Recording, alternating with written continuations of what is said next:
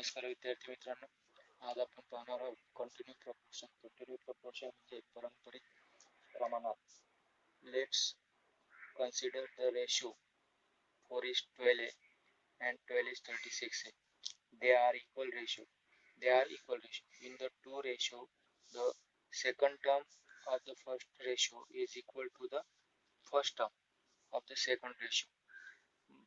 4, 12, 36 are said to be continue proportion. म्हणजे जर का यांचा रेशो बघितला आपण 4/12 आणि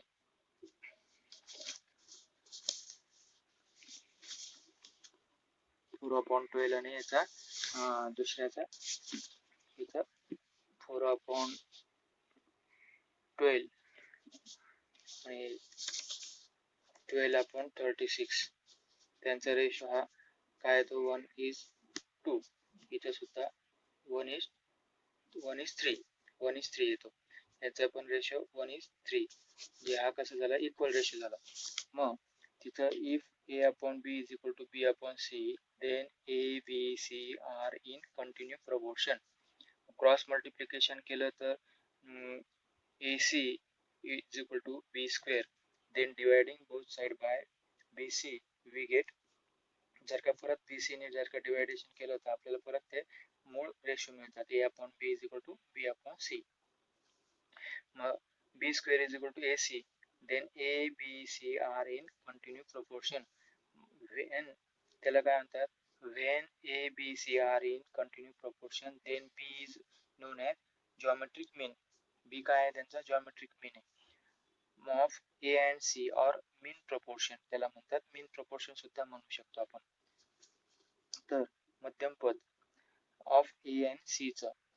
Hence the following statement convey the same meaning. त्याचा सेम मिनिंग आहे A/B is equal to B/C. Second आहे B square is equal to AC. and third आहे A, B, C are in continue proportion. B is the geometric mean of AC. B is the mean of proportion of A and C. We can generalize जर का आपण हे बघितलं the concept of continue proportion. If A/B is equal to B/C is equal to C/D is equal to D/E is equal to, म्हणजे जो डिनोमिनेटरचा जो number आहे तो परत न्यूमरेटरला जातो E/F. Then A, B, C, D and F are said to be continue proportion. आता त्याच्यातलं एक एक्झाम्पल आपण बघू. आता इथे एक्झाम्पल दिले आपण. If X is the geometric mean of 25 and 4, then find the value of X. आता 25 आणि 4 ह्या ज्या संख्या आहे त्या संख्यांचा आपल्याला काय करायचं आहे, जॉमेट्रिक मीन काढायचा आहे. आता फॉर्म्युला काय आहे जॉमेट्रिक मीनचा, B square is equal to AC हा फॉर्म्युला आहे. मग इथं आपल्याला therefore B square is equal to AC हे व्हॅल्यू दिलेली आहे आपल्याला 25 आणि 4 म्हणजे 25 into 4 यांचा मल्टिप्लिकेशन केल्यावर 100 येतो. आता आपल्याला B square ची व्हॅल्यू काढायची, म्हणजे याचं स्क्वेअर रूट घेतलं आपण तर X is equal to under root 100 येईल. याचं 100चं अंडर रूट स्क्वेअर रूट किती येतं 10, म्हणजे X is equal to 10 हे आलं. त्याच पद्धतीने जर का दुसरं एक एक्झाम्पल आपण बघितलं,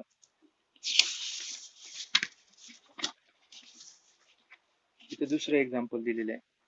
if 4a² b, 8ab² p are in continue proportion then find the value of p. आपल्याला कशाची काढायची, p ची काढायची. आता आन्सर काय लिहिणार, फ्रॉम गिवन इन्फॉर्मेशन काय दिलेली आहे आपल्याला, 4a² b, 8ab² आणि p R in continue proportion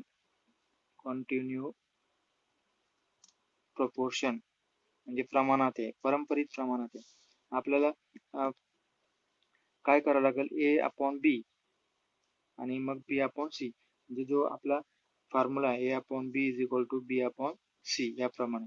आता आपल्याला हा सपोज A हा सपोज बी आणि हा सपोज सी आपण गृहीत धरला.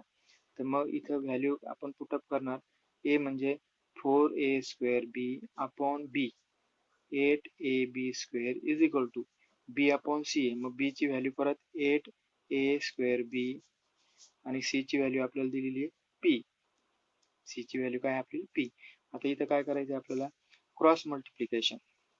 क्रॉस मल्टिप्लिकेशन केलं तर काय होईल, यांचा 8ab² into 8ab² divided bye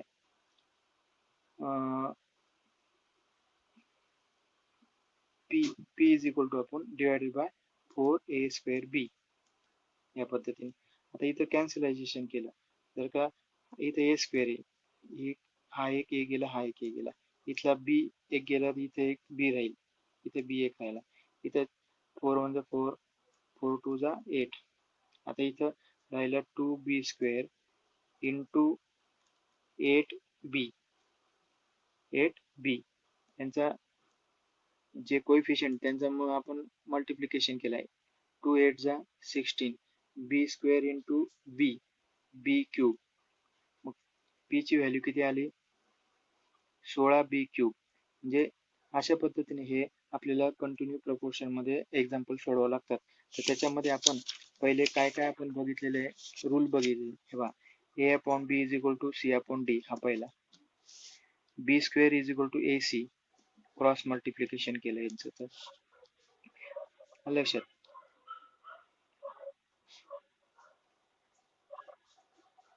a upon b is equal to b upon c, a upon b is equal to b upon c. Cross multiplication केलं तर हे मिळतं आपल्याला b² is equal to a into c.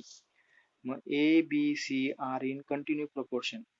मग हे तिन्ही काय आहे, सेम आहे. त्यांचे या तिघांचे मिनिंग कसे येतात, सेम येतात. या तिघांचे मिनिंग हे मिनिंग सेम आहे. हे आपण एवढंच आपल्याला लक्षात ठेवायचं आहे आणि त्याच्यावरूनच आपल्याला प्रॅक्टिस सेट सोडावं लागते. आणि ते त्यानंतर आपण पुढच्या व्हिडिओमध्ये बघू के ची मेथड, म्हणजे के मेथड काय आहे, के ची रीत काय आहे, हे आपण पुढच्या व्हिडिओमध्ये बघू. याचा अभ्यास चांगला करा. धन्यवाद.